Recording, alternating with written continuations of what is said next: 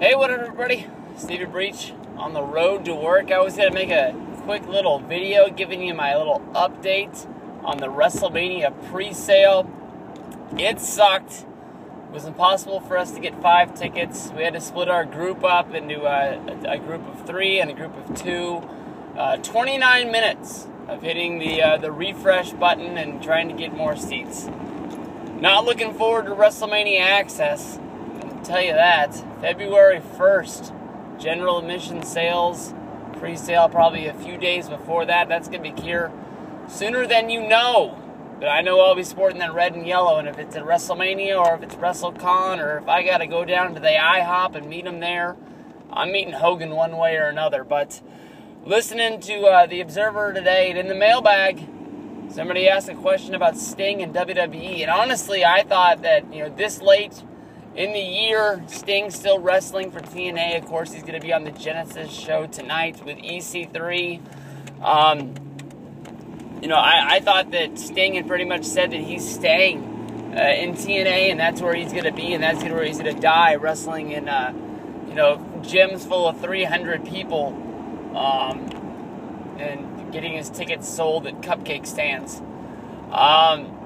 Honestly, when Dave said that Sting and WWE were talking and people in WWE are pretty confident that he's going to sign, I mean, why wouldn't you sign? I mean, of course, there's that question mark of how Vince is going to treat and how he's going to book Sting, but I think at this point, he is WCW's last living legend, and how much money he's made off of WCW through of all of the DVDs, Death of WCW, Monday Night Wars, Best of Nitro Volume 1, Volume 2, Best of the Clash of the Champions, Best of Starrcades, the upcoming Best of, the list goes on and on, WCW pay-per-view matches, the Goldberg DVD.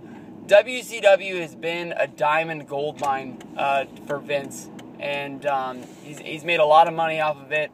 And for them not to treat Sting like $1 million when he comes in is just weird to me. There's no way in the world that he's not going to get treated like he's a real legend. Is he going to have to lose if he wrestles Taker? Yes. But I mean, just to have the fact that maybe this Sting and Taker match might happen. This is the last year I care about this match. Never again. WrestleMania 31, I will never talk about this match. It should have happened at WrestleMania 27. That was the one time. And if it doesn't happen here, it's never going to happen. But I'm just... maybe tonight is going to be Sting's last match. I was planning on maybe watching Genesis. The only way I can watch it is if I stay up until... it starts at 9, so that means I have to stay up until 11. I really didn't want to stay up that late tonight.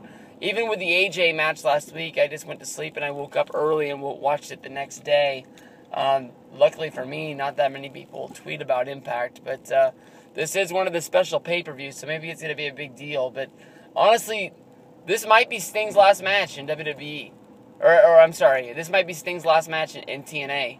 And that's kind of a big deal. Especially that he's going to lose the EC3.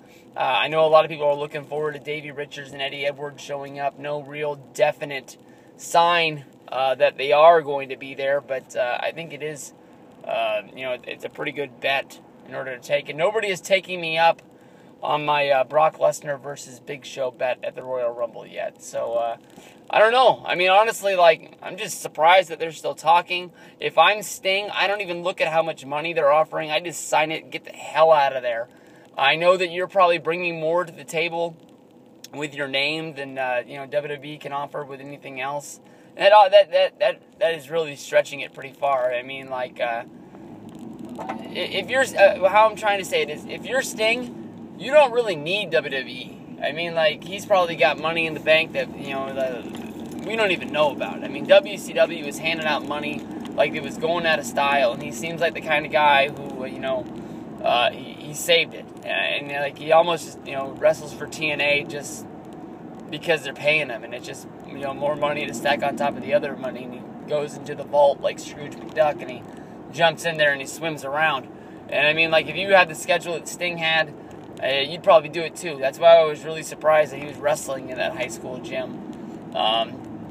because he doesn't really work that many house shows that I know of, and if he does, they're few and far in between, and to bring him out there for a 300 paid ticket show, pretty bad. But, you know, like, if I'm Sting, I want to make sure that I'm getting, you know, some money out of this, but at the same time, I just want to get the fuck out of there, and I want to end my career on a high note.